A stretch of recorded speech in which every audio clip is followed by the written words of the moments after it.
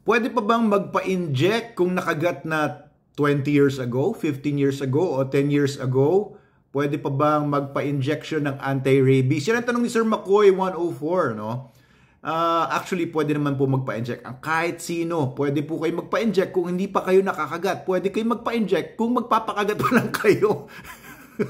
Ibig sabihin kung merong chance na ano, no, halimbawa, yun nga, prevention nga, halimbawa may trabaho ka nga na magbe-veterinary medicine ka, ikaw ay magte-train ng aso sa Manalo Canine, halimbawa, o kaya kung ikaw ay nagpupunta sa mga lugar na maraming mga askal sa paligid, askal meaning asong kalye, hindi aspin yun. So, you can have yourself vaccinated for your peace of mind. Yan, maraming mga nagtatanong pa rin kaya inuulit ko lang, pwedeng magpa-injection, no? Ayun nga, siguro naisip ng iba, naku, tagal na nun, 20 years na, nakagat ako ng aso, baka pwede pa ako magpa-inject ngayon, ay, baka hindi na. Alam nyo, hanggat hindi pa kayo natitigok, hanggat hindi pa kayo nakakaramdam ng sintomas, may pag-asa pa kung sakaling matagal nga yung incubation period ng rabies, no? Mula sa pagkakagat kasi hanggang sa pagpapakita ng mga sintomas ay ang average niyan ay 2 to 4 months. Minsan daw may mga 5 years, 10 years, 15, 20, 25 years bago magpakita ng sintomas. Pag nagpakita ka na ng sintomas, ayan na.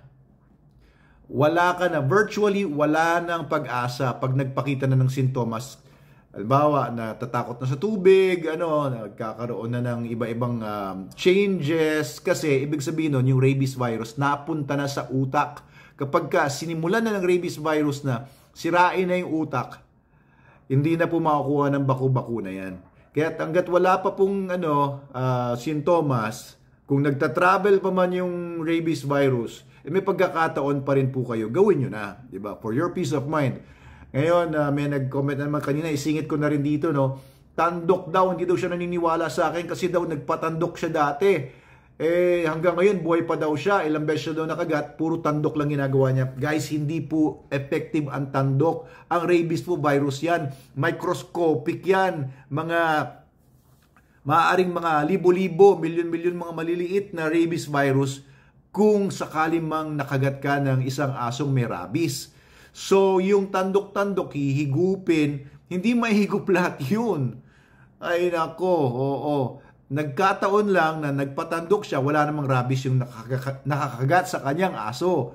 Yan, di ba? Parang gumamot ka ng isang taong wala namang sakit, wala namang virus. So, sinasabi nila, effective yung tandok. And tanong doon, talaga bang may rabies yung kumagat na aso? Hindi naman lahat ng aso may rabies. Hindi sila pinapanganak ng may rabies na. Kaya nakukuha lang po yan sa ibang mga aso, sa ibang mga asong gala, usually yan. Yun lang po. Salamat po sa mga tanong. Please comment ulit sa ilalim kung may tanong kayo. Pilitin kong sagutin po sa higit ng aking makakaya sa panahon ko. Okay, Doc Abel Manalo po ito. Mabuhay po kayo. Please follow and share our videos.